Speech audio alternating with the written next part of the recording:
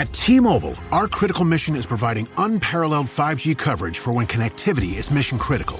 Introducing T-Priority, America's best 5G network experience for first responders, even in times of congestion. More capacity, faster speeds, better coverage.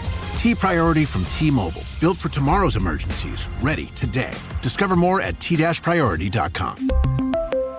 For qualifying organizations on eligible rate plans, coverage not available in some areas and may be impacted by emergencies.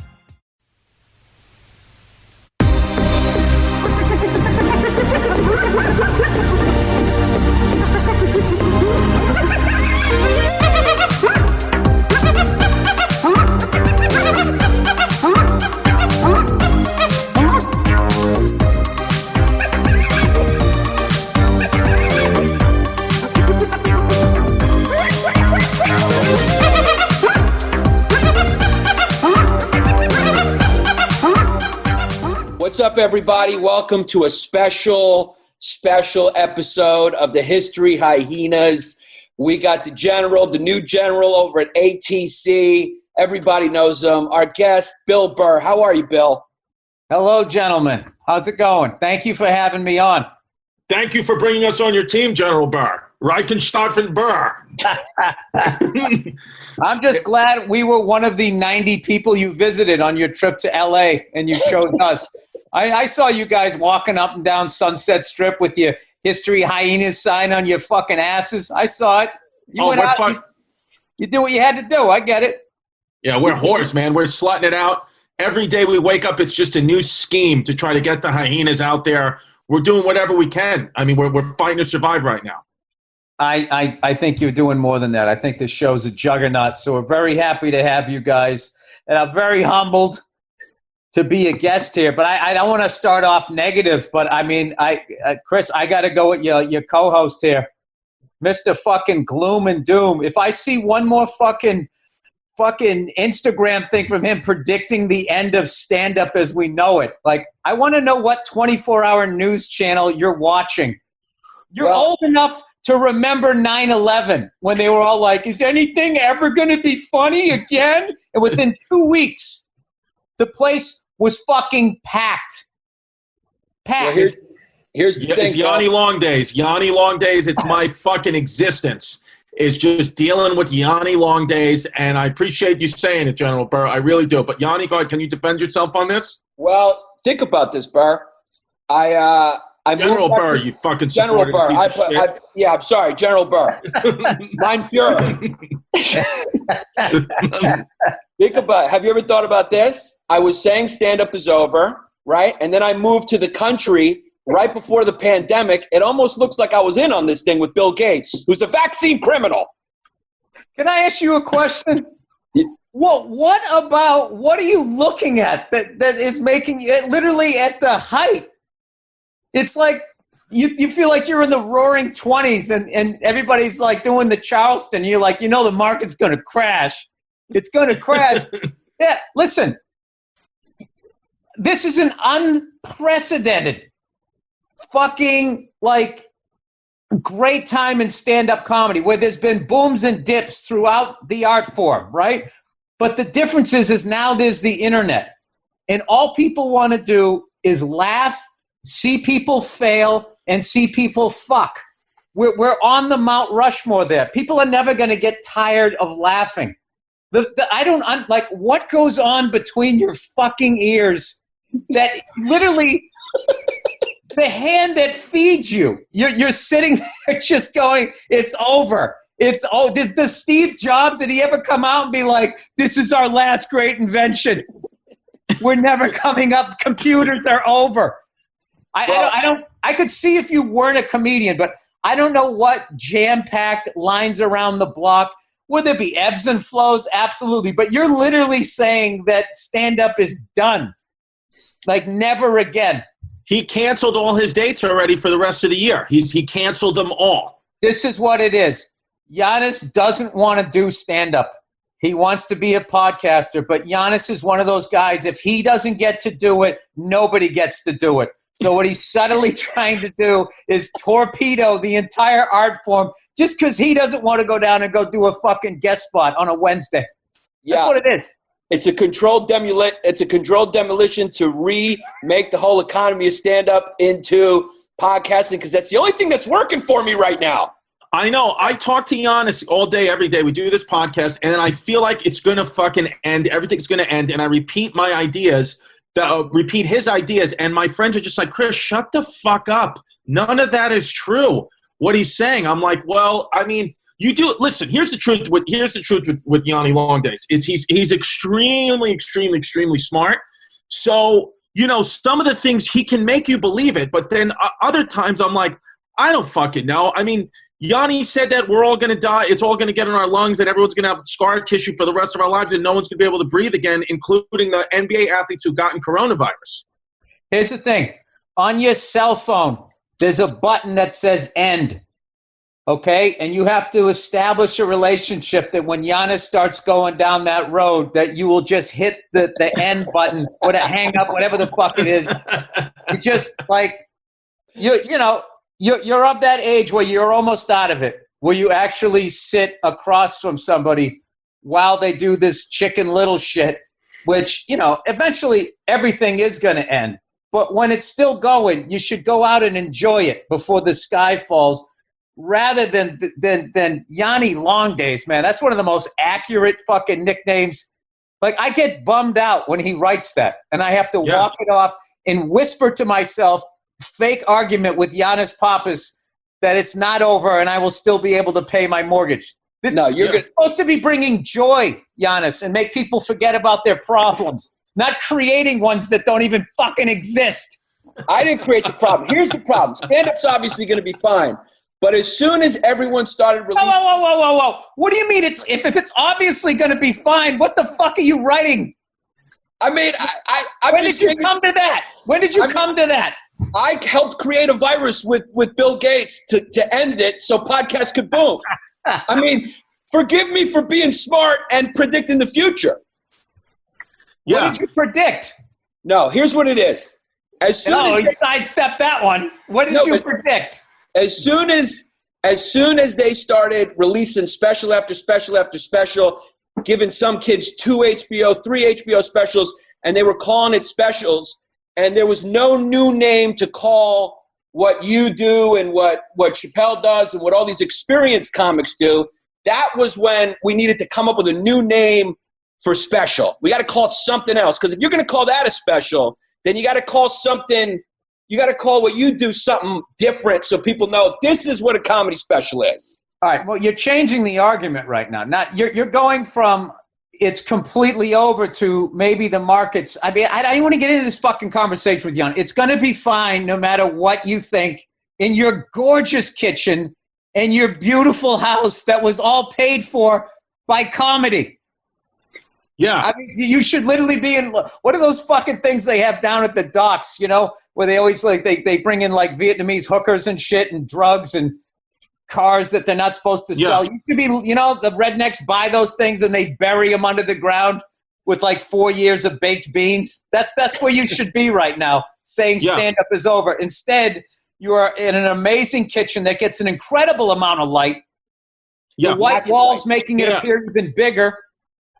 I'm tweeting my face in Ruth Bader Ginsburg's body just to be silly because I'm doing comedy. And then Giannis is doing, if you don't like my transparent, flawed, unmanicured, multifaceted persona, don't follow me. There's plenty of manufactured accounts that view you as a number follower, not a person. Go get you medicine. I'm interested in building a following of emotionally strong grown-ups. Hilarious.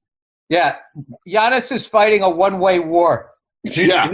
He thinks everybody's out to get him. Like, one of my main pet peeves is with rappers when they say, yo, everybody said we couldn't blah, blah, blah, but then we blew, blah, blah. It's like, nobody said that. Nobody said that. Stop inventing enemies. Well, I mean, I got some voices in my head that I need some medication to silence. Yeah, I have your medication. Look around that gorgeous kitchen, you self-involved jackass. You made it. You already made it. You got the girl. You got the house. You're making money, making people laugh. And what is Giannis going to do? He's going to destroy it. He's going to Bill, attack his happiness. You're calling me the coronavirus. I didn't do anything. The coronavirus did this. You're projecting right now because of your childhood. I didn't do shit. I got no power. I've been saying this from the moment I met Giannis and started doing this podcast, that Giannis is a character inside Maurice's head, that Maurice is the real person. Maurice Rodriguez exists in reality, and Giannis is just a character as long as Mr. Panos and everyone else, but the real one is Maurice. That's who you're always talking to. Giannis is going to get arrested for some brutal crime in the future, and he's going to be so fascinating to the police psychologists that they'll put him in that special fucking jail where they talk to you, and then like 9 different scripts get made about 9 different serial killers. You know that Ed Gein guy? Yeah, sure. Like Texas Chainsaw, Silence of the Lambs, like 4 different serial killer movies were all based on that one guy. Giannis Pappas is the Ed Gein of the stand-up world. Well, here's the thing. Ed Gein, that's the new nickname. Run with it. Fans run with it. Giannis Gein. You're wrong again. What I'm going to do is I'm going to commit the crime, and then I'm going to get in the wig and the outfit, and I'm just going to become Maurice so they can't find me. I'm going to move to the Lower East Side, and you can look for Yannis Pappas all you want, but he don't exist because he lived down in the Lower East Side with Sergio Chicon. You know what's amazing? Every time I do this podcast with no headphones in, right now they couldn't hear it, but usually when I do it no headphones in, you break into Marisa, my kid's mom thinks it's one of her relatives. That's just what it is. I've been doing this. I've been doing the podcast every day from where me and my kid's mom used to live. That's where I've been doing it from. So I've been doing the podcast every day because we decided to all quarantine together because, of our child. So it's been very interesting to do this podcast. We're calling it doing the podcast behind enemy lines. It's every single episode, something went in. She may burst in here right now and hit me with a shoe or something. So it's just, it's been fun so far. I was kind of hoping, I was going more Tom Hanks, Meg Ryan with the scenario that you guys would rekindle your love. I'm really seeing the sadness on your face. I don't think that's an option.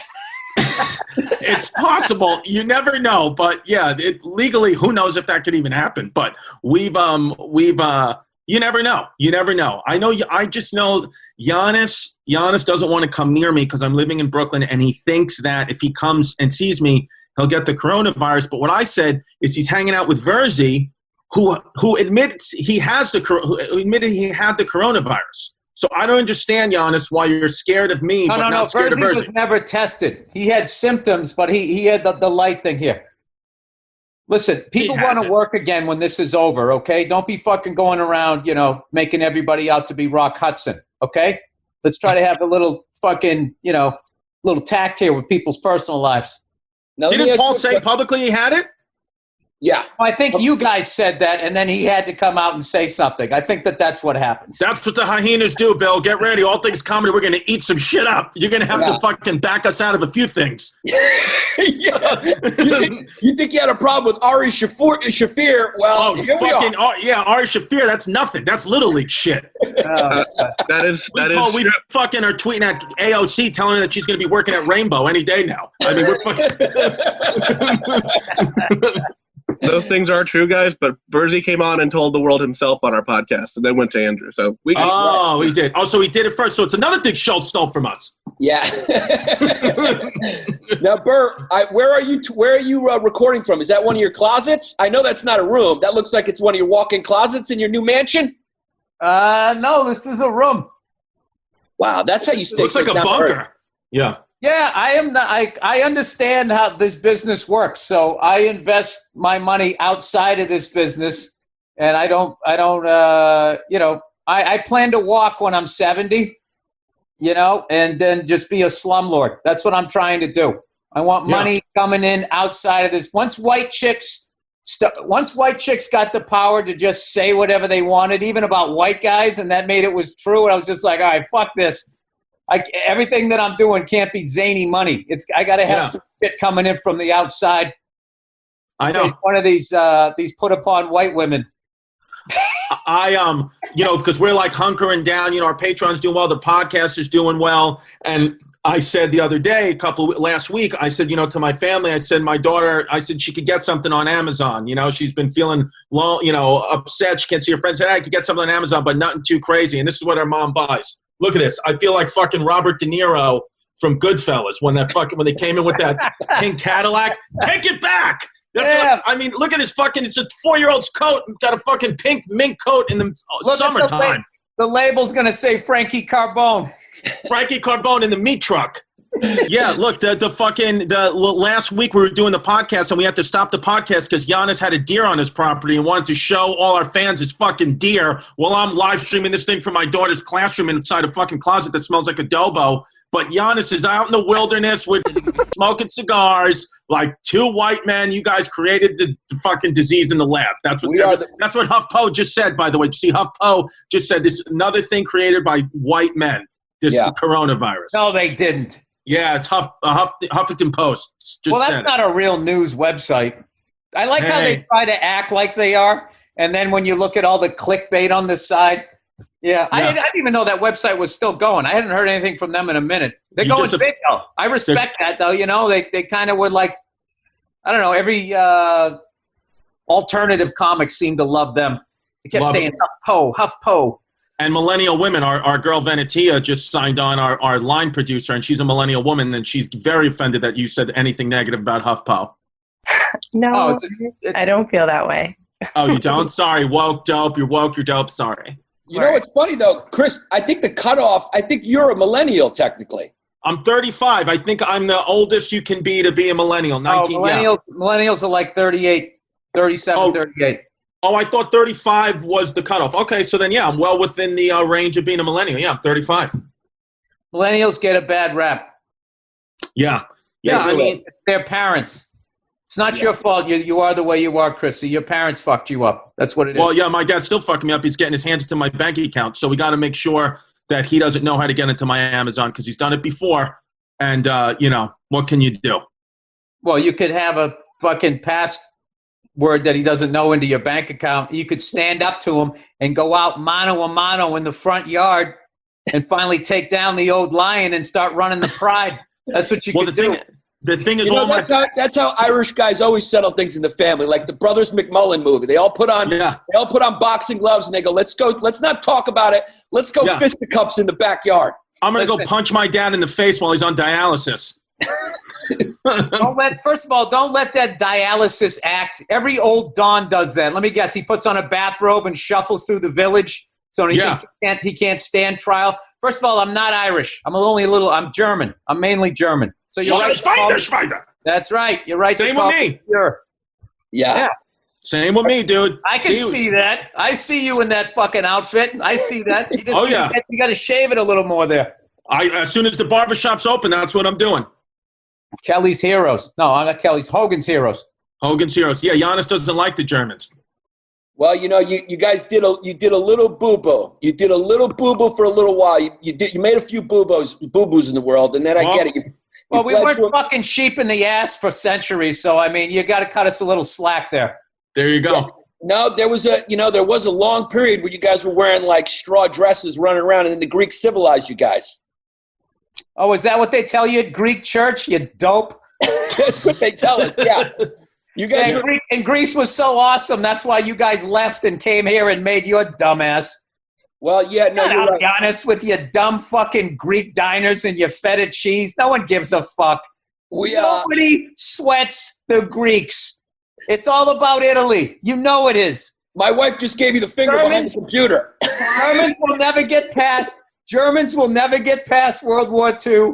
Irish are a bunch of drunks. English are oppressive. No one cares about the Greeks, and everybody knows Italy makes the best fucking food on the planet. That's just what it is. They might have said it about France, but they're a little too fucking stuck up. You along the Mediterranean Sea, you got to admit, fucking Greece and Spain are a little forgotten. I would say Greece is sort of like the Al Bundy of countries, where we always kind of talk about the glory days when we were a high school football star, but now we're selling shoes. I agree. I will tell you this, though. It looks like a gorgeous country, and I want to go there. I want all your Greek followers to know that I'm not really trashing Greece as much as I'm trashing specifically Yannis Pappas. I love you, Giannis. I just wish you could enjoy the ride. It makes me sad. I'm enjoying it. I am absolutely enjoying the ride. You're the king of pushing the car down in front of the horse a little bit, and I love it. Yeah, I mean, don't think I got money. I mean, I bought it on a credit card before Corona hit, and I was like, you know what? We're going to go to ATC, and Burr's going to get us on the Monday morning podcast. Our numbers are going to double. So I'm just going out on a limb, and I'm just following my Führer. I love it. You are a conflicted man. It's all going to end, and you're also you're doing the depression and roaring 20s all at the same time. I respect that, Giannis. I get it. I mean, I remember even like, what was it, 10 years ago? If you could turn on any Billboard clip, you were talking about how the banks were trying to fuck us. I mean, you were Mr. Doom and Gloom yourself until you had No. I'm not. If you want to talk about the banks, yeah, you're talking about stand-up comedy. No one's going to want to laugh ever again and go see a fucking comedian. I noticed with Bill, with all your comedy, because I've been a fan since day one, the more hair you have, the darker your comedy is. As you lose hair, your comedy gets happier. That's kind of what happened. Yeah. I mean, because both were because of my age.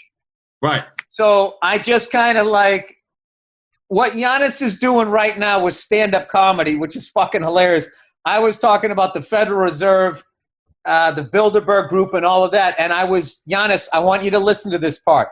I was exhausting to be around. I was bringing up gloom and doom. I had no solutions. And people were just trying to sit there and eat a sandwich or write a set list. I was that guy. And what ended up happening is you became the biggest comedian in the country. And they silenced me. They invited me to the Bilderberg, and they said, "No, bullshitting. You became the funniest guy in America." That's what happened. No, what happened was and I had a lot of angry shit about women. It was all my own fucking issues. And it was fucking hilarious. I know, but you're also a lunatic. So are you. I am a reformed lunatic.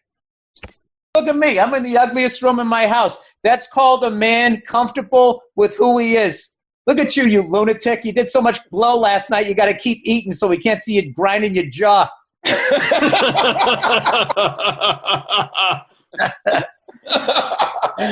never done cocaine in my life. Oh, that's good. Yeah. Oh, my God. Chrissy, can you imagine Giannis coming down off a blow? Oh, my. No, it would be bad fucking news. I mean, you've never done blow in your life, Yanni?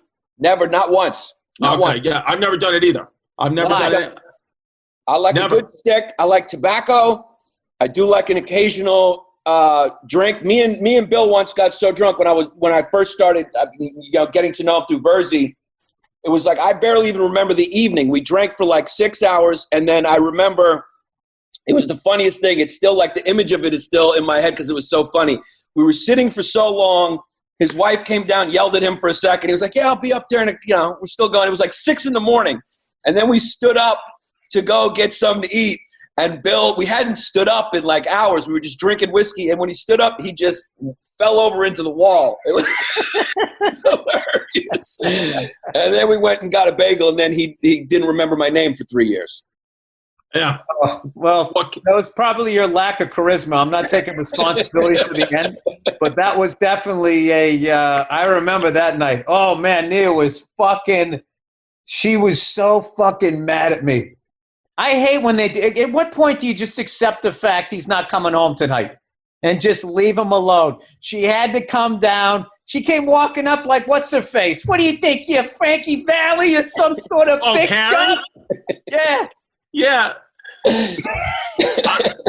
Good fella. There's always a Goodfellas reference. Always, always, always. Bill, let me ask you this: since you've been in quarantine, what do you do? Do you fucking go for walks? I mean, what do you do? Are you outside? Are you breathing air? Are you one of those guys who won't go outside at all? I've been just hanging with my daughter. Dude, I got it to the point I can underhand the ball now. She hits lefty, throws righty. I'm loving it. I'm the opposite. I throw right and left. I don't play guitar left hand. I'm fucked. I'm like kind of both. I'm finding she's a little bit ambidextrous too, and I've been playing a lot of drums. That's it. My daughter's left-handed as well. It's amazing. Lefties. You say you're lefty or you're not lefty, Bill?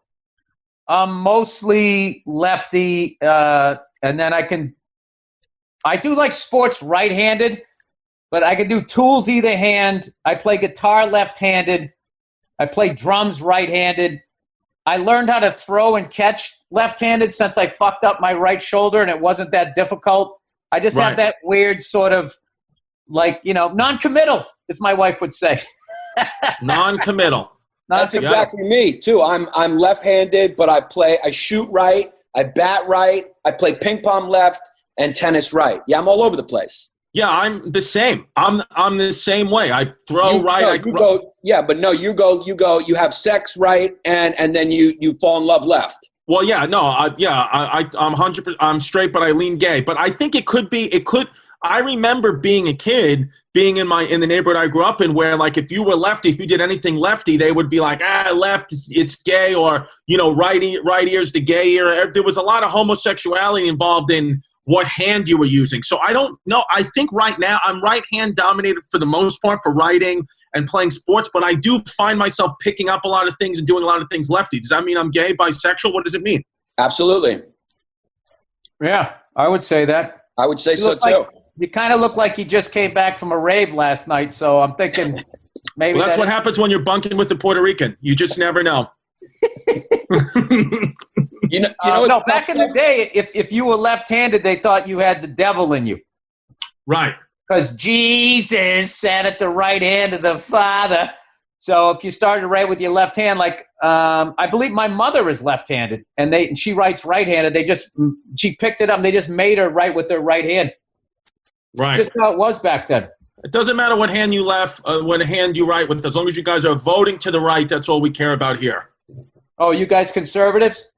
No, we play around a lot, but I mean, we think Trump's hilarious like everybody else, but we don't give away who we vote for. Yeah, I like I'm left and right when it comes to that shit. Like I have a lot of conservative values when it comes to raising a kid, and then I'm totally lefty as far as be who you are, and also just because you think something, don't fucking force it down my throat. That like. Now I have to do it. Like out here in LA, they just passed a law that you can't have gender-specific toys or some shit. Stupid. It is stupid. It is stupid. If a boy wants to play with a football, I don't think as a parent you're like, are you sure you don't want to wear a dress? Because you want to fucking superimpose your fucking agenda. Now, if your fucking son wants to wear a dress, you got to let him do it. Yeah. But I'm just saying, but like you don't steer them in that direction on fucking it's like, and not to mention that it is such a stupid way. This is my disappointment with the left, is that they became the right, from 15 years ago, ramming everything down your throat, and they didn't learn anything from that all you do is just make the other side dig in harder and shit. So I don't know. Let's not talk about that shit. Who the fuck knows? All I know is somebody told me Trump wants to throw a parade for himself on July 4th, and I think that is one of the funniest, greatest things ever, and I want that to happen, and I hope he makes the rest of us stay inside, and he still does it, and I'm just rooting for – do you remember at the end of Carlin's life when he was just sort of rooting for chaos? Yeah. I'm feeling the beginnings of that. That's what Giannis and I are saying. Why are you giving me a hard time? That's what I'm rooting for. Yeah, we're rooting for the virus. I'll tell you why. Because you're biting the hand that feeds. You're coming after my business. Your hand? Yeah, you are. Listen, when Oprah said red meat is bad, all the cattle ranchers, they didn't just sit around. They fucking came at her and almost fucking took her down. All right? So if you're going to go out there and, I'm all for chaos unless it affects me. You don't understand how selfish I am. I thought just being a comedian explained that.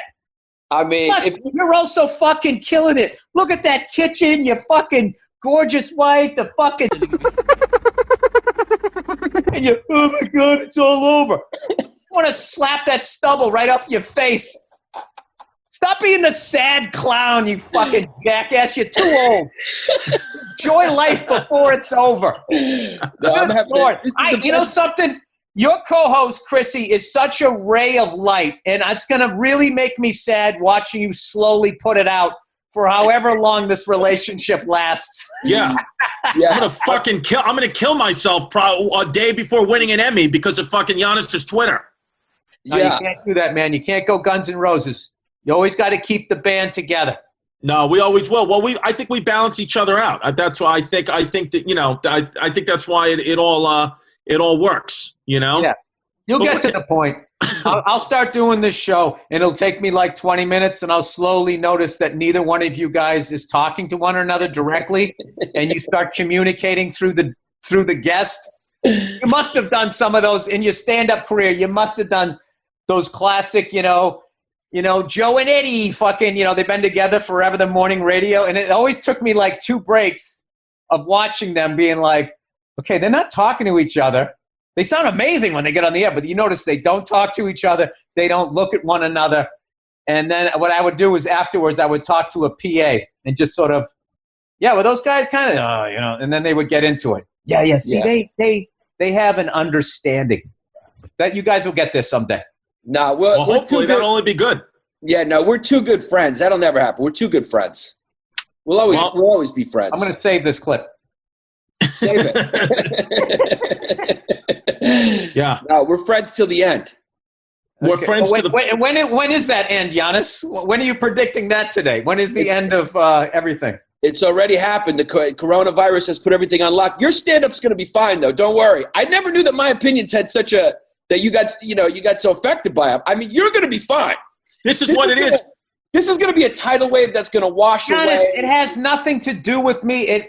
I get depressed because I hate seeing really funny, talented people go to that headspace. And I've watched a lot of people mind fuck themselves out of success. So that's what it is. I care about you, Giannis. Not in a fucking go bang a sheep kind of way that you're used to, but I do. It makes me sad that you could have all that you have. I'm happy you're saying this, Bill. I'm happy you're saying this. Christy, look at that fucking. He looks like he never moved out of his parents' house. Yeah, I'm having a great fucking time. I got a fucking frozen pillow on my neck. I got glue and shit. I'm having a good time. Nothing matters. I've been drinking every fucking day, getting fat. It's fine. You're bringing the light, though. You're bringing the sunshine. I'm trying to bring. Well, I told Giannis every day. We just let it go. Be happy. We don't know what's going to fucking happen tomorrow, so let's just enjoy today. That's how I've been trying to live my life. I have a positive look on this corona thing. What is it?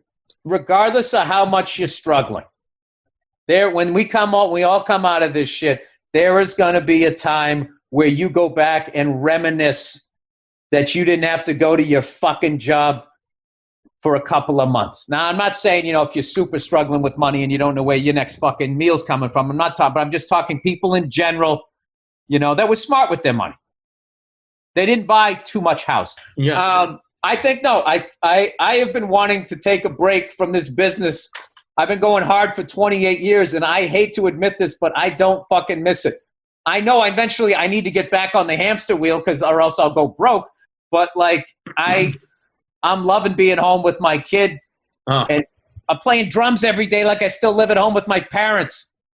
This is just fucking perfect for us. I mean, one of the greatest comedians of all time, known for 100% foot on the gas, 24/7, making shit. As soon as we sign on to his podcast network, he's like, I'm taking a break. It's fucking over now.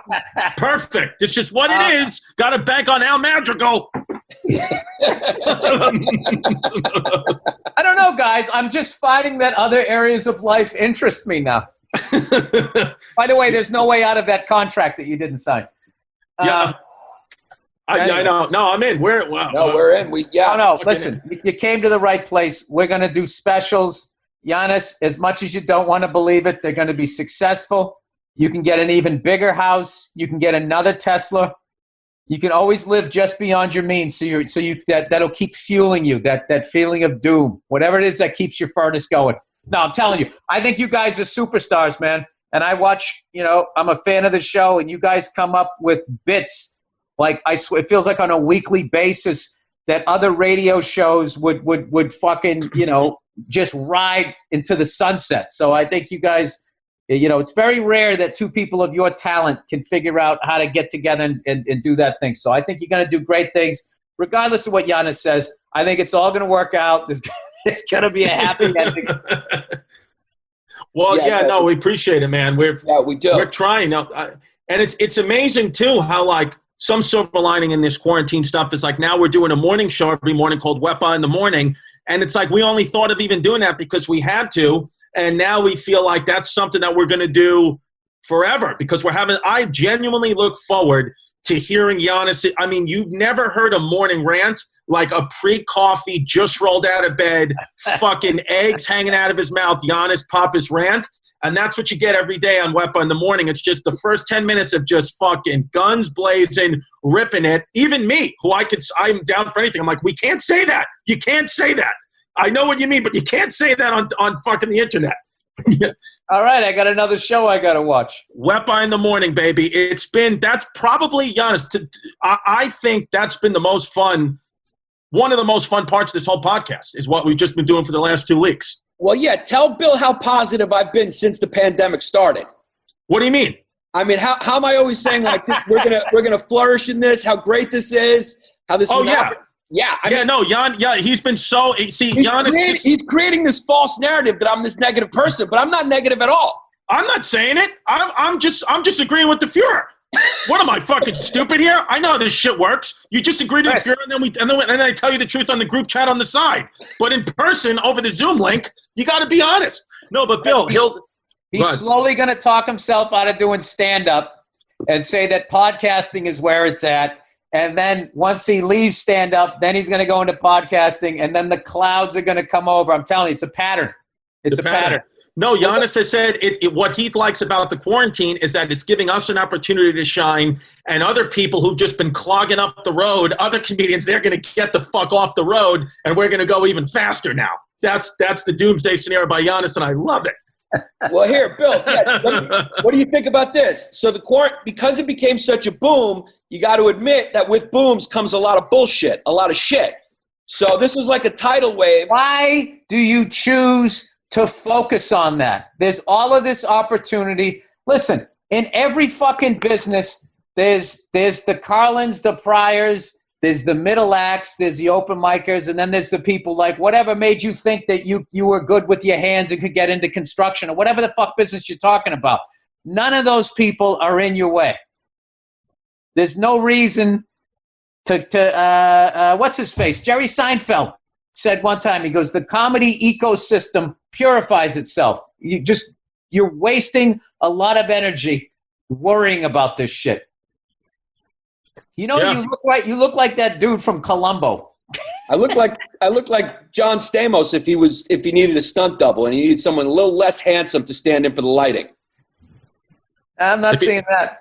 You don't see a little bit of, we call him special needs Stamos. No, oh my God, I know who you look like. I'm just bad with actor names. Treat Williams. Mark Ruffalo? Yes.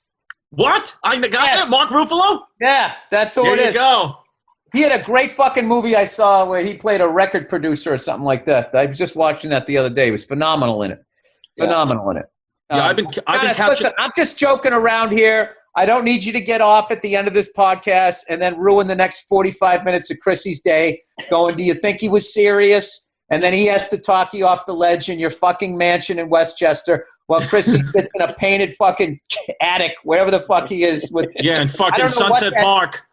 That fucked up Batman signal or whatever the hell it is on the wall back there. It's not working. It's my daughter's chalkboard we tried to paint on, but I'm fucking not a skilled painter, so. Oh, all right. Well, what can you do? Oh, there he is. Oh, there he is. Yeah. That's it. Mark Ruffalo, he's a good Hulk. I've been watching the Marvel movies with my family in chronological order, and Mark Ruffalo's a good fucking Hulk. Better than Ed Norton. I don't look anything like that. I think we just all us swarthies look alike to you, Germans. And now pull up, and then Mike also pull up Hannah Gadsby because that's also he looks like.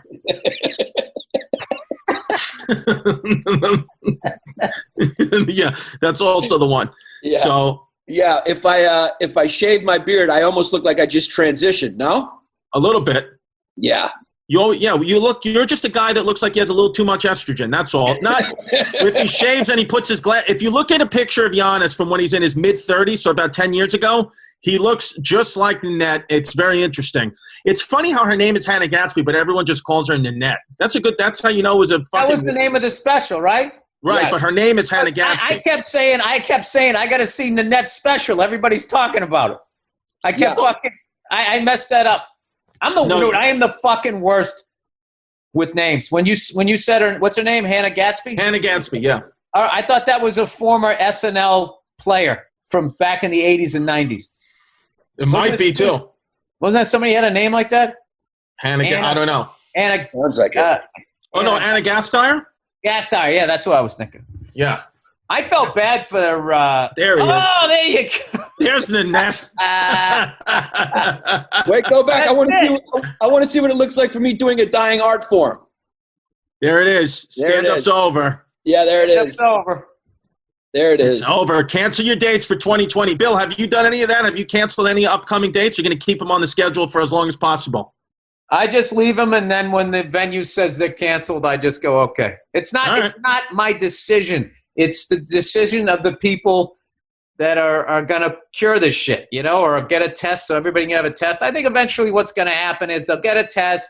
There'll be a period where people go to work and everybody has on gloves and masks, which will be a difficult time because what I'm finding in this is people are choosing their own comfort in the moment versus what's good for everybody in the long run.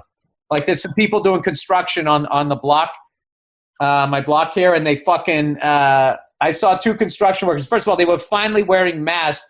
One of them had his mask down here around his neck. The other guy had his up on top of his head, and they're both sitting there talking to each other. It's just like, yeah, because they're out of shape. They're swinging a hammer. They're getting uncomfortable. So they say, fuck everybody else. Yeah. I'm out here working. I'm getting a fucking paycheck, so fuck them. Dude, I live in Bay Ridge, Brooklyn, which is like an old school fucking conservative Brooklyn neighborhood. I saw one in the supermarket, outside the supermarket last week. I saw a guy. I fucking tried to get a picture of it, but he walked away. He had cut a hole in his mask and was smoking a cigarette through the hole in the mask like a fucking idiot.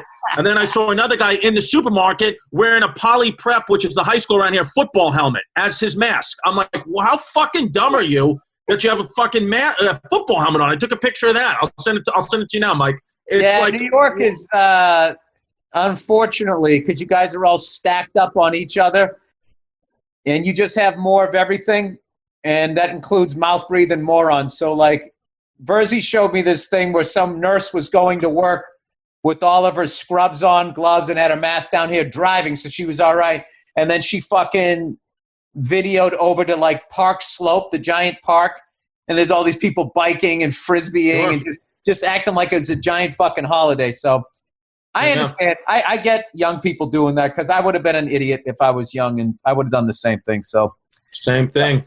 But my parents would have kicked the shit out of me if I did it, so that would have stopped me. So once again, it always comes back to parenting. It's all childhood issues, isn't it? It's bad parenting. Like those fucking kids that went to spring break. If I had tickets to go to spring break, I would try and figure out a fucking way to go too. Because I would have been a young, dumb idiot that would want to go down there and drink a bunch of beers and try to get laid, right? That's what you do at that age. However, the fact that your parents suck so bad that you'd actually go on camera and say, I'm down here, and if I get it, I get it. I don't give a fuck. And bringing that level of shame to your family name, like I might be like, my dad would kick the shit out of me. Like I could never go home again.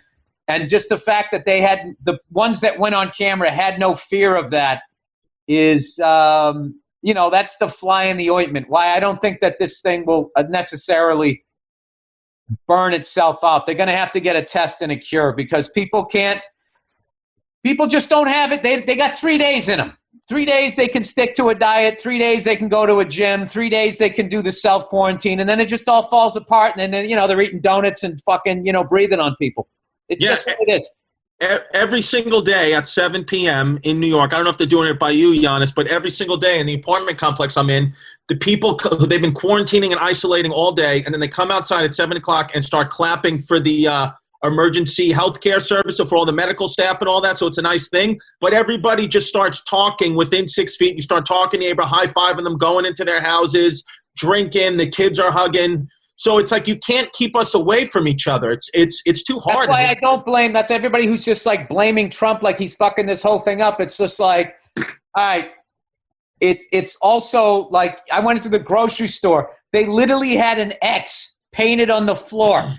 You had the answer to the fucking test. Where do I stand? right here. People still lazily, sort of on the X, 5.5 feet, 4 feet away, kind of have a mask on, but not really. It's not just, his fault. It's like, it's the whole fucking team. There's too many, if this was like a football team, the amount of people that would be getting cut would be ridiculous. Would be fucking ridiculous. So there's also like a segment of the population, the don't tread on me people who've like been arming themselves for this moment for years, saying, as soon as the government tells us we can't do something in mass like that, they're going to go out there and protest. So they're out there protesting. They don't give a shit. They got their AR-15s around their waist, and they're saying, you can't tell me what to do. So we're basically ungovernable as a country. We're just too divided. If you saw in this country, dude, it's everywhere. Like that whole horse shit where they look at Canada, Michael Moore and all them, and they presented like this fucking Eden of white people up there. They did they got their country the same way this country was. The only reason why they didn't get into slavery was two guys. They didn't have a good farmland or some shit up there. I made that up, but it sounded good. But it's the history hyenas. Do it. All right, Wikipedia sluts. Here is a fact. If you want to know about racial issues in Canada, talk to any person of color that tried to make it as a fucking hockey player. The fucking stories they have, you're like, wait, did you play in the 1950s? No, 2006.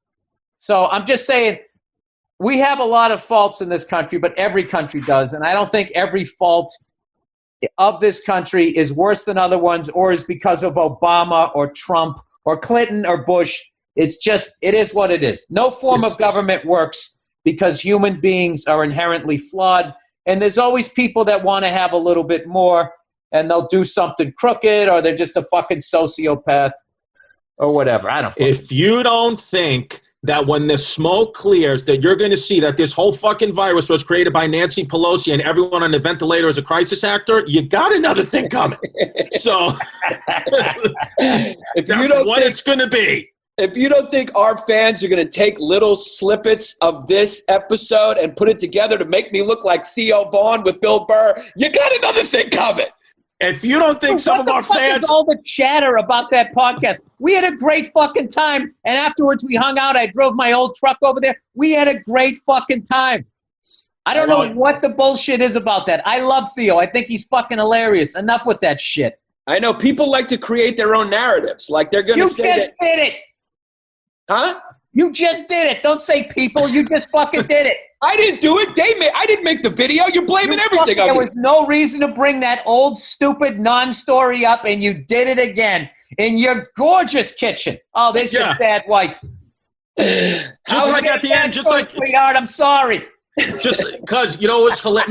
Remember when Venetia and everybody told us 1,000 times before we interviewed Neil deGrasse Tyson, do not bring up Me Too. Whatever you do not bring up Me Too. And then right at the end of the fucking interview, you brought up Me Too. And I was like, there he is, Yanni the Conqueror. Yanni Long Days coming back. That was a fucking slip at the end. We were talking about something. It wasn't even directed at him. It just came out. It was like an afterthought. It's perfect. I remember I said it. I was like, oh, fuck. Verzi always uses this analogy with people. Here's one. I'm going to use the Verzi analogy. Chris, if Giannis was in the mob, how quick would he get whacked? First to go. Immediately. Chrissy, we can't have it. We can't have it. He's slipping of the tongue. He's walking around. He's talking. We can't have it. We can't have it. As soon as he got out of jail, just like Billy Bats, he'd be in the back of a fucking trunk. No, but Yanni can keep a secret, though. Yanni doesn't open his mouth, which is good. And Yanni doesn't spill other people's secrets. There's been certain secrets. Yanni and I are so close. There's been certain secrets he has on other people that he won't even tell me in confidence. So I always notice that about him. I'll get him a shawarma and a Shirley Temple, and I'll know everything about you. Well, that's good. That's a good man quality, man. It is. Keeping your fucking mouth shut about other people's goddamn business. Yeah. And that's why I tell so many stories and make so much shit up. You never know what the truth is with me. So that's why that's another quality. That's the tactic I have. I go the other way. You got to pick which one's the right one. It's a fucking game. Well, yeah, that's why we balance each other out right. Like with Bobby Kelly, I just told him straight up we're leaving. Yeah. And I fumbled through it. I was like, and Bobby's like, spit it out, dude. Spit it out, dude. And then he said, wait, just let us talk. And I said, hey, Bobby, I love you, but because I love him so much, I didn't want to lie to him. Why would you talk about this on the show? Oh, because he invited me on his show and he talked about it for 30 minutes. And I took it like a man. All right. I took it like a man because I love Bobby personally. What are you eating? I'm eating fucking all these digs that Bill Burr's giving me. Yeah! That's what I'm fucking eating. Oh, I can't wait to the edits on this one. I can't wait to the edit when Bill brings up race in Canada and it's just 3 white men just listening about what the race problems are in Canada, because I know one of our fans is going to fucking doctor that one. I don't care. Giannis, it's all coming from a place of love. I know. Right? I know. You're one of my favorite people. Don't yell at your wife for no reason after this. Just know that it's all coming from a place of love. Listen, how's the fight? How are things going with your wife from this morning?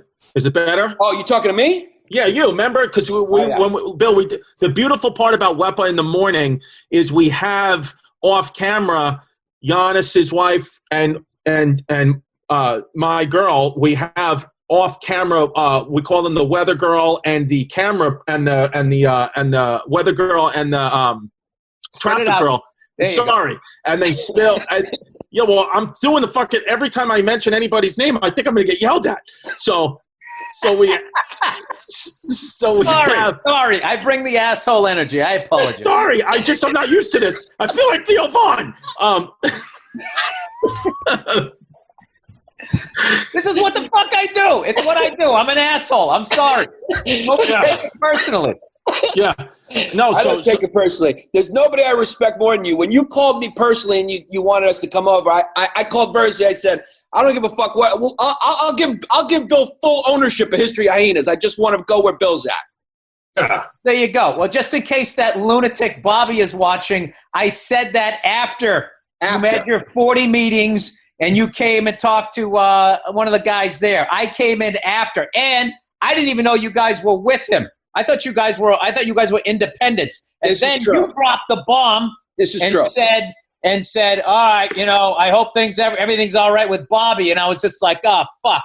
So I texted Bobby, and we had a nice conversation about it, all right, before you get everything all fucking Here's the thing with Bobby. Bobby took it very well. Me and Bobby are really good friends, and he wished us well.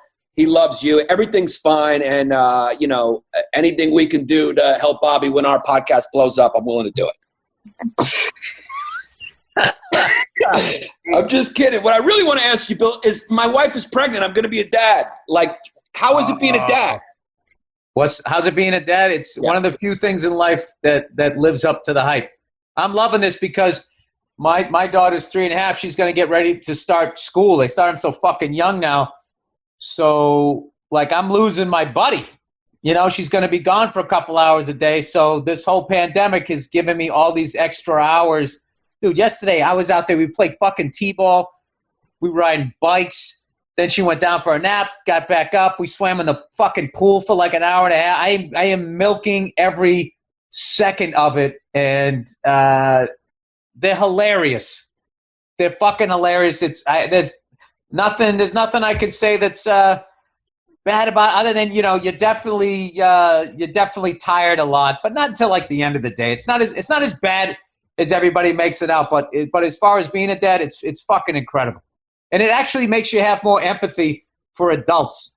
When you really want to say that thing to somebody, then you think, what, that's somebody's son, that's somebody's mom, that's somebody's sister. Fuck it. Who gives a shit? You know what else it also does, Yanni, too? I agree with everything Bill said, but I've told you this, too. It gets you thinking outside yourself. Sometimes I feel like, when I look at your Twitter, I'm like, this guy's just fucking stirring inside himself, but those tweets will happen less when you got to, when you just got to watch Frozen for the 8,000th time or watch some cartoon, Elsie and Anna, and you're like, life's not that bad. It's silly. It's just silly shit. You'll get calmer, actually. You'll get a lot calmer with the baby, even though you'll sleep less. Don't you remember Joe Pesci in Casino? He was going around town whacking people. He still came home. He made sure his kid had pancakes. That's what it is. Even a sociopath character like that still came home to make sure he was there for his kid. It's going to give you, it makes a lot of shit not matter anymore. Yeah. Can I ask you this question? Why is it the first time I watched Goodfellas and Casino, it was a great movie, and now when I watch him, because Goodfellas is my favorite all-time movie, why is it when I watch it now, Joe Pesci is the funniest person in the world and I die laughing? Does that happen to you? No, he is. He should have won. If they gave out comedy Oscars, like he should have won a dual, like dramatic and comedy, like what that guy was doing, what they were all doing. Like Goodfellas really is a dark comedy. It really is. When you watch that, like I find like all of those types of shows when they really get it right, there's so much fucking, just inadvertent humor. Because there was a lot of stuff like the first 90 times I watched it always played serious, and then I watched it a little bit longer and longer, and like the first time you see that scene, what did I say? Don't buy anything. What's the matter with you? I was nervous for the other characters, like, oh fuck, they pissed off Jimmy the Gent. But then, like, when you see, what's his face going, the meat locker guy. Frank Carbone. Yeah, get the fuck out of here when he just, for no reason, takes it out on his girlfriend. Like, I'm laughing not because that's, it's funny to yell at your girlfriend. What I'm laughing about is that it's like, why are you yelling at her? Yeah. It's her fault. Now you're just putting on a show for Jimmy like she made you get it, which is also making you look fucking stupid. And then also, Johnny Roast Beef is my favorite. Oh, it's the best. I fucked up. I'm sorry. The way he's trying to talk and the way De Niro is yelling at him and that fucking look on his face. I mean, the look on his face, you had to whack him. It's like this guy is just not smart. Yeah. And but the level of intelligence you have to get that level of stupidity on your face. He should have got an award for that. That fucking movie, it's a perfect movie. Classic movie. Perfect. And every time De Niro strangles Maury, I think the only thing that ever made me laugh that hard is when I went to see Borat in the theater. I mean, I die laughing when he starts strangling him. Yeah. How about the fact that Ray Liotta makes the choice, his character is laughing because his wig comes off? I mean, it's just like... It's 10 out of 10. Yeah. Yeah, and like nobody knew who Ray Liotta was at that time. So how free he was in that movie working with those giants and Scorsese, like I think he's like, I mean, I don't know, like not appreciated enough in that movie, the shit that he does. Dude, that fucking thing, when he pulls in and he looks in the rearview mirror before he goes and pistol whips that guy. Yeah. I mean, I watched that scene. It's like, I think he really did it. It's fucking amazing. Yeah. You know what the thing about, because, I used to, when I was doing all the film stuff, I used to edit and stuff, and Scorsese's my favorite. Scorsese started as an editor. So when you watch a Scorsese movie, he doesn't care about matching action at all. If you watch closely, I mean, it's all rhythm. That's what makes a Scorsese film, is the rhythm of the editing. From one cut to the next, it doesn't have anything to do with one another. It's all rhythm, and that's why it's so beautiful. If you watch The King of Comedy, the guy who played Maury's Wiggs, is in it. And there's a scene when De Niro's talking to that girl he's interested in, and you see Maury in the background. He's making all these faces and doing all of this shit because there was a whole other storyline where she knew him, and you knew that they knew each other and they were making fun of Rupert Pumpkin. He totally edited that out, but left Maury in the background making all these weird faces, and it made no fucking sense. He didn't give a shit, and it still worked. Yeah, it's very musical with him. Although I feel like The Irishman, I wanted to like it, man. I really did want to like The Irishman, but I didn't. You were going so positive. So I know. I'm sorry. I think you're really funny, but you had that set down to New York Comedy Club that one time. I mean, did you like The Irishman? Oh, I fucking love The Irishman. The fact that they made that movie so we all had a chance to say goodbye to those guys, those characters, and the fact that Joe Pesci literally waves goodbye in the fucking wheelchair, I loved it. And I could I love all these fucking assholes who couldn't get past the fucking CGI, but they can go see a goddamn Marvel movie or Fast and Furious, where they drive a car through a window of a skyscraper and it lands in the other one 40 floors below. Like, yeah, that I can see. But De Niro, when he was kicking him, he was clearly a 75-year-old guy. Shut the fuck up. Get on the ride or shut up. I fucking loved it. I think that Joe Pesci's going to have to come back for one more movie, though, and play Dr. Fauci in the pandemic movie. There's nobody else that can play Dr. Fauci but Joe Pesci, unless you fucking shaved Rhea Perlman's head. I don't know what other squeak of an actor can play that little fucking doctor. And Chrissy, who's going to play Corona? Jackie Chan. Welcome to All Things Comedy. Yeah. Oh, come on. That's pedestrian compared to half the shit that's been said on this network. I know. What can you do? But I feel like it's all that. I feel like there's pre-pandemic comedy and post-pandemic comedy. Like nobody's bitching about the turtles and the straws and is this gender neutral, that, because those are pre-pandemic problems. Was there the people are going to forget all about this. Wasn't there pre-fucking Spanish flu comedy in post? Oh, yeah. Pre 9/11 in post. All it is just after a while, it just, it fades. I'm sure there was pre-Pearl Harbor comedy in post.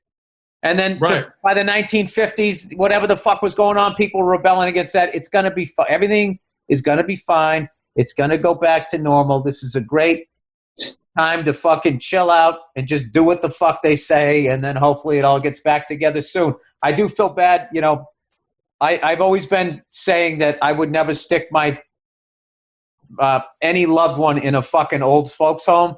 Like, I don't give a fuck if I was living in a studio apartment at this point. There's no fucking way I would ever do that with those fucking jerk-offs. Yeah. What do you mean? Giannis, how's your mom in the old folks home now? Well, she's got Alzheimer's, so I think that's the best. Well, you're a piece of shit. I'm about to go carry her out and bring her home. Well, go down there and get her a fucking mask, because evidently they're too fucking cheap to at least give those people masks. She's in a. This is the thing. They fucked up. I think they'll do it from now on, because I think that people who run old folks home, they look at the old people the same way prisons look at prisoners. They are things they make money off of. Those are their assets. So I think that they were such tightwads, they wouldn't give them fucking what they needed, which was a goddamn mask. And then I can speak on this as an authority, having never run a fucking old folk home, by the way. I mean, you're giving us a long day right now. Now they just fucking now they realize, like, oh fuck, the things we're making money off of are now dying. So now they're probably finally giving them masks. Well, now it's interesting you bring that up, Bill, because one, I used to be a physical therapist, so I was a physical therapist, and by the way, I am now legally again a physical therapist. I reinstated my license with New York State, so I may just be fucking popping out to give people rehab again. But when I worked at the old folks home, you would see some disgusting shit. You would see like nurses being like, not all of them, most of them are great, but like, the third time in a row an older person shit their pants, they would just let them sit in their shit for a little while, because they would just like, I can't keep changing this diaper. And I was a fucking student, and I had that moral dilemma. I'm like, I can't rat anybody out because of the neighborhood I'm from, and I'm fucking stupid, but I also don't want this person to sit in shit. So there was a couple times I just changed the shit fucking diaper as best I could. But I understand what you mean by that. And also, secondly, I don't know if a lot of people know this, the fucking hospitals are losing money with the coronavirus. How wild is that? They're actually losing money because so many people are afraid to go to the doctor and hospital for elective surgeries and regular checkups, that our healthcare system is actually, they're losing like hundreds of millions of dollars since this all started. Yeah. I mean, it's hilarious. I know it's a hilarious take I just said. Shit is disrupted. It'll get back on track. Everything's going to be fine. Everything's going to be fucking fine. It's a difficult time. Everything's going to be fucking fine. They're going to figure it out. There's people that are way smarter than us that their job is going to be to figure it out. They got graduated cylinders, and they're isolating shit, and they're trying it out on fucking pheasants or whatever, and they're going to get a vaccine, and we'll be fine. We'll be fine. I'm going sunshine here. Yeah, where do you think comedy's going in the future with All Things Comedy? Are you guys positioning for digital stuff? It's going right down the shitter. Get out now while you can. I don't understand. What do you? I think it's gonna be. What's your vision for like comedy? Just fucking. Are you gonna put us in the movies or what? Come on, Bill. I'm going to sit and I'm going to listen to you guys, see what you want to do, and then find the best game plan to make it happen. That's what I'm going to do. If you guys want to, I'm writing a movie right now. I'm almost done with it, and we're going to make this fucking movie, and All Things Comedy is going to fucking produce it, and hopefully it's a hit. And if it's a hit, then we get some clout. Then you guys come at us with an idea, and we have a little bit of clout. We can get it fucking made. What about two fucking lesbians that love hyenas? Is there a part for that in there? Absolutely. I mean, if you keep the budget low enough, I'm sure there's an audience for that. As long as it's funny, people will fucking watch it. Yeah. All right. Have you seen the Bay Ridge Boys? Have you seen that web series we did? I loved it. Thank you. Well, there's more coming your way, Billy. Yeah, Michael. That's how long I've been in Hollywood. You didn't even call my bluff. I just go, I loved it. And you go, thank you. You didn't say which episode. Yeah, I didn't want to. Yeah, I mean, I didn't want to delve too deep. I know I've seen it. Is that where you do the cuties with smoothies and you walk around Brooklyn and do all of that? Yeah, I've seen that. Yeah. Exactly. Check out the episode when we said Chris Mullen was my father. Dude, how great was the fucking Big East when we were kids? The best. Did you watch the Jordan documentary? I watched the first episode. I got to see the second episode. And the thing that got me fucking amped up and got my fucking blood going the most was when they said that it took him in 2 weeks of becoming a pro, everybody on the team knew that he was the fucking best guy on the team. Like, and how he kept saying that I knew that I needed to go in there and establish myself. And a lot of people, because for some reason they don't show a lot of highlights of him when he still had hair, when he had the gold chains, and when Chicago was written in, what do they call it? I used to call it writing. Whatever they call it. In script? Yeah. Yeah. Like that year when, he ended up hurting his foot, but like the explosive level of his fucking game before he put on all the muscle, because those fucking cheap pieces of shit in Detroit were just hacking the shit out of people, acting like they were playing a mind game. The Jordan rules, yeah. Yeah, like that before he got bulked up, the explosiveness in his fucking game, I got a lot out of that, like, as far as like just being like a comedian, like how, when you first move to New York, how intimidating it is. And then that whole fucking thing, I have to establish myself as not someone that's going to be passed over. Obviously this guy did it on a way higher level, but like, I don't know. I got like a fucking charge out of that, watching him do that. And cause that those older guys were like, shut up rookie, and being a fucking cunt to him because he was younger and they were older. And then within 2 weeks, he had them all underneath him. I fucking love that. I mean, he was a tough hang for his teammates, but it's basketball. He was a winner. Well, I like that as a kid, he was smart enough when he saw them doing all that crazy shit. He just was like, this ain't for me, and he walked out. I mean, if he wasn't as strong enough mentally and was like, well, this is how I'm going to earn their respect by just going along with them. He went the I know who the fuck I am and I know what I can do route, which took an incredible internal strength. And he's like, fuck that, I ain't doing the party and shit. And he walked out and then just dunked on people for fucking 2 weeks and hit, practically every jumper he took, and came back and won games that they were giving up like they lost. And then like, I think within 2 weeks, I bet those guys on the bench were probably questioning, why am I doing blow? Because some 22-year-old kid came in and became a mentor to them, and they were like 35. I mean, that's fucking unbelievable. That's a very rare quality to have as a human being at any age, forget about it that young of age. Do you think he was born that way, or it was like the rejection from high school, which is the myth? I think it's both. I think all of that stuff makes you. And what ends up happening is, like, you end up, if you go the right route, you learn how to block that shit out. And you actually learn how to take negative shit and make it motivate you. So, I got a thing now, like, after all of these years, because I came into business, fucking Billy Burr with the fucking orange hair. Anything you said to me, I took as truth. And I had no fucking defense. It came right in. And that really fucked me up for a long time, and I was in like a walking depression because I was just listening to everything that people said. And now I have like I've fixed that, and now I have like this heightened sense of like, that's probably why I broke your balls so much, Giannis, because I don't want to see you gravitate to that road and mess shit up. Not saying that I thought it was. I'm teasing you about it just to keep you aware that it's not a good mindset to be walking around in. It's not a good vibe to put out and shit. And I was doing all of that, and it wasn't until I kind of learned how to fucking block that out. Now, like I freak my wife out now with that shit. Like I'll see somebody and I just see the look on their face. I'm like, you can't get in business with that guy. She'd be like, oh, blah, blah, blah, blah, blah, blah. I go, no, but look at his shoulders. Look at his fucking forehead. I'm telling you, he's going to be bringing that every day, and I'm not shoveling that fucking wet snow every fucking day. I want somebody coming in, holding their fucking head high with belief.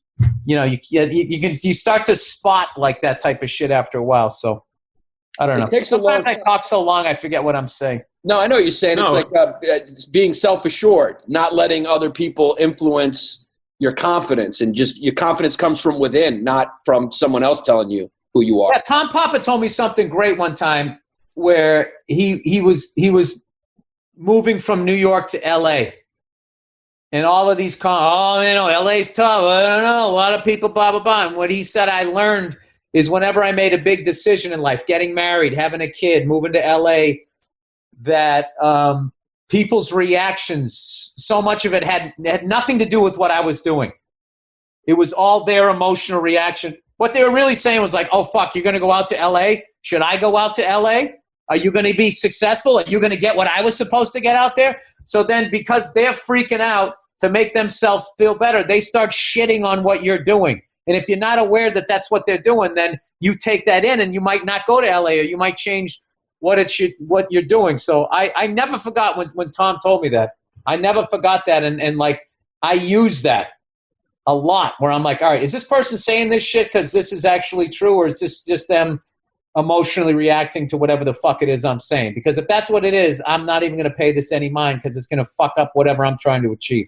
Yeah, I know exactly what you're saying because it took me a long time. I've actually never felt more confident than now. It took me too long, but I'm just happy that I'm in a place where I'm self-assured, I'm positive of what I'm doing, I'm optimistic, and I just feel confident. That's great to hear. Chrissy, you buying that? No, yeah, in a way, yes. And then I'll also read you some of the last texts I've gotten from Giannis. So with all that being said, in conclusion, here we go. We got a beautiful text from Yanni. I was having a great day. See, because everything you guys are saying, I have a child. I feel so great. I know that confidence comes from within. I feel blessed every day to. If you took my career away from me tomorrow, I would be so happy at the opportunities I've been given. And I wake up with that every day. And then at 8:15 in the morning, beautiful Sunday, just 2 days ago, be safe, murder, suicide. This is from Giannis. Be safe, murder, suicide through the roof. Stories are about to get wild. 25 million unemployed Americans at present with no prospect for money. Crime is going to happen, and suicides are really ugly stuff, and it's going to happen to all of us. People are in so denial. They will be blindsided. I cannot stress this enough. Be careful out there. If I were you, I'd get out of the city and buy a gun. Have a good day. Yeah. But that's jest. That's me being jestful. Well, no, then you send all and also links to gun websites. So there's no link to a gun website. if that's your jest, then you're a fucking jester, baby. Because I was going to have a nice walk in the park until I sat for the rest of the fucking day in my bathroom with the toilet. Tweets. Woo! Here we go. Guys, I didn't want to do this. I don't want to drive a wedge between you. I'm trying to fucking fucking keep it positive here. Yeah. You know what it is, Giannis? I think you just disguised the joke too well. And even seasoned comedians can't even see where the joke is. Amazing. It's amazing. Yeah. I mean, you got to be careful during, when economic downtimes, get yourself a gun is what I'm saying. Get yourself a gun. Get your antibody tested. All that stuff. All right, Bill. Well, we appreciate you coming on, man.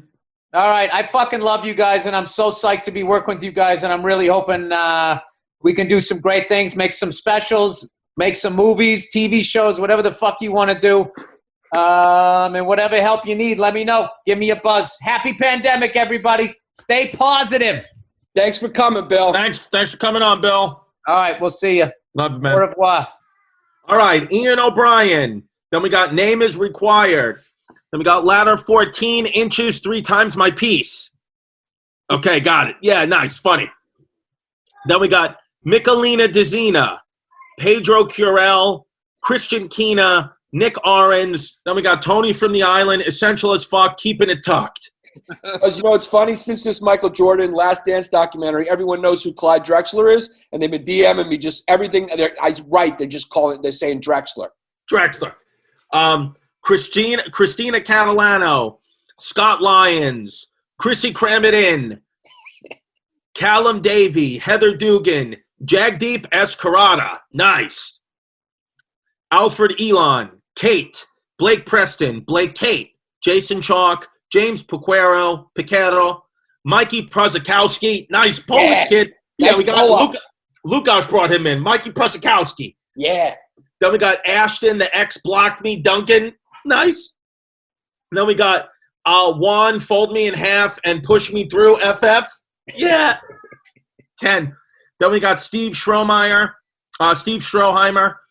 Kari R. Delaney, Blake Rutter, Jace Chrisman. Then we got Linda, might be Chris's mom, but crack me open anyway, Costa. Yeah. 10.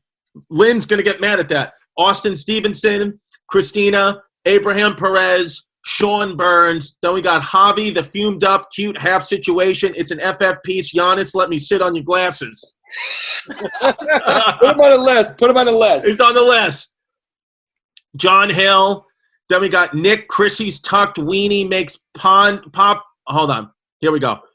Nick, Chrissy's tucked weenie makes Papa honest squeak peenie a brute goose. Okay, I don't know. It's too. I think there's some misspelling there. Sorry. Kid took a cut and missed. Seth Rodier. Then we got I'm a toot, you're a toot, we're all toots. Yes. Love it. Tony, Michael Lopez, Robin Harris, Peter Stolba, Mark, fuck you, Muzzy. Okay. Mark, fuck you, Muzzy, Mudda Cuzzy, Mally. Okay.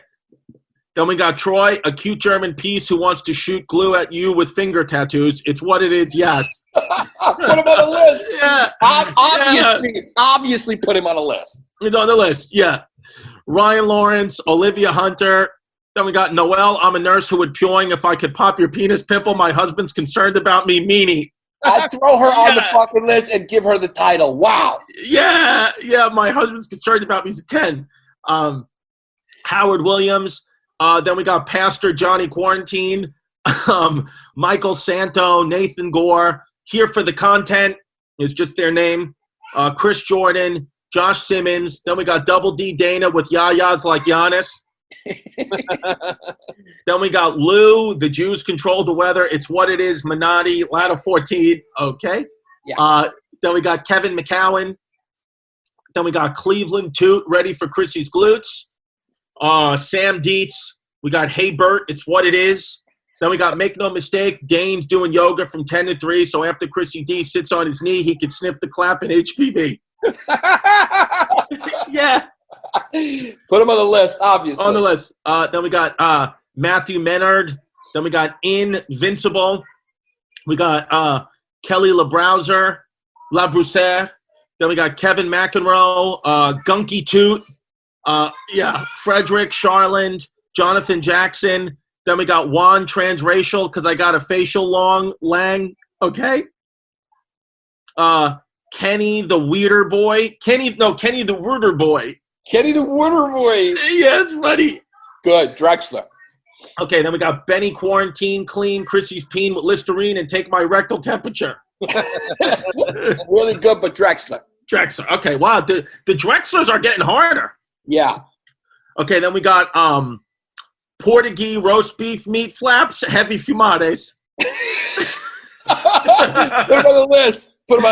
Roast beef meat flaps, and then there was hashtag heavy fumades. Yeah, put them on the list. That's a big one. That's probably the winner. Yeah, then we got just here to find out how much to see Chrissy get naked, tuck, dance to Goodbye Horses, and say I'd fuck me. Throw them on the list. On the list. Then we got Andrew Denafe, Tyler Sloan. Then we got Decent Peace, Clapping Cheeks, The Bag of Lakeside Maple, Isn't Time Released. Yeah. Throw them on the list. Then we got Charlie Collins, Bailey Grandino. Then we got Izzy Straight to the Back of Chrissy's Ass, Enriquez. That's a good one. Goodie. Then we got Trevor Harder. Then we got Tim Dillon's Lil Twinkachoo. Good one, but Drexler. That's great, though. Yeah, sometimes you got to rate them according to the ones who've made it in the list. Then we got Jackie Hopkins, Doug Kopp, Conrad. Then we got Lord Stock and Two Smoking FFs. We got Dami, Could Be the Next Situation, Babe, Wami. Nice. Then we got Garrett Brackbill, Haley Rentmeester, John Juganet, Tariq Melbourne, Christina J. Simpson, Lee Slater, Ryan Fitzgerald. Then we got Tommy, my Gumares Fumare made me puing, and I'm not talking about those Eastern Hemis. Okay. Throw them on the list. Then we got R.A., Blake Pierce. Then we got the Ultimate Peacemaster. Then we got James. Wait a second. Originality points. The original Peacemaster's gone on the list. The Ultimate Peacemaster. The Ultimate Peacemaster's gone on the list. Yeah. Then we got this guy spelled his name. This guy is James Altucher. So A-L-T-U-T-E, Altucher. He's on the list. The originality goes on the list. Then we got Crystal B. Then we got Kobe Bryant, our Lord and Savior, Turner into Soap. Oh, boy. Okay. Yeah. No. Can't do it. Then we got Terry. As long as I have a face, Yanni Chobani will have a seat. Chiavo. Terry. I mean, that's the winner. Put him on the list. I mean, and Terry Schiavo. You know who Terry Schiavo is, right? I mean, that's wild. Yeah. I mean, I think that's a nomination for best one of all time. Okay. Then we got Cody, John, Owen Graham Wolf. Then we got Becky Spear Matthews. Then we got Josh, Darwin, Red the Beard. Then we got Nikki Nuts, Tucked in Butts when Chrissy poos around, make no mistake. Good try, Drexler. Andrew Armstrong. Then we got Patty Cakes on Yanni's face. I mean, everyone's going after your face. Patty Cakes on Yanni's face, Drexler. Then we got Stephanie was a salute toot, now throwing cash for Chris's fat ass Mitchell. Okay. Goody Drexler. Then we got Matt, got a full tank but still running on fumes. Paul, I like that one. Then we got Paul Bryce Ivy. Then this guy's name is I Just Got AIDS. Yeah. Funny, the past two are good ones. They're Drexlers. I Just Got AIDS is great. Nice laugh. And then we got Nina Wadhama. Then we got Mitch, longtime listener, finally gay enough to spend $5 Yemens. Okay. Samantha LaCapra, Samuel Leff, Michael Blando, Mason, Chrissy Gimme a Kissy, Rindy, Bilal Raja, Chris Etheridge, Jack Miller, Naomi Coral, Jessica Wilkes, Brandon Rotzi, Storm White. Then we got Giovanni. I'd like to toss some raisins in my meat sauce marinelli. Then we got Dex, Holly, Chris Corsini. Then we got Deman. Then we got Sucked a Wart out of Chrissy's ass in Houston. Yeah. Gross. Elliot Ruiz, Josh Beaumont. Then we got Dan. I don't care about COVID-19. I'll still flick your bean while in quarantine, Falco. Put him on the list. Put him on the list for the originality. Then we got It's Christopher Lance, Blake Davis. Then we got Kelly Moody, Cutie, tired of giving my huzzy quarantine booty, Sikorsky. Hey. Bless you. Bless you, Mike. Bless you, Mike. Jesus. Mike, are you with us still? Yeah. Okay. Then we got Johnny, nothing against Jews, but I'll hop Zyklon B fumes while Chrissy Crowd plays my skin flute. Okay. The skin flute thing is mind-boggling to me. Then we got Kaylin, Kat, Sarah Sinney. Then we got Chrissy, got a lap full of strings for the History Kings, D. Nice. Then we got Richard Denke. Then we got Brendan, crack and clean my shitter like an apple fritter, Ruckle. Yeah. Good one, Drex. I like it. Then we got Yanni Career Dips. Colleen. Put him on the list. Originality. Then we got Colleen Dixon, R, Hans, Stephen D'Souza, Scott, Matt Beecraft. Then we got Chrissy, dreams of D while on antihistamine. We got Beto, Tina Marcelli. Then we got Alex. I only joined in hopes of seeing Chrissy's quarantine penis on unedited videos. Rogers. Okay. Then we got Travi. I can crack them open, but I can't clean anything out because I've got a small piece Foster. Put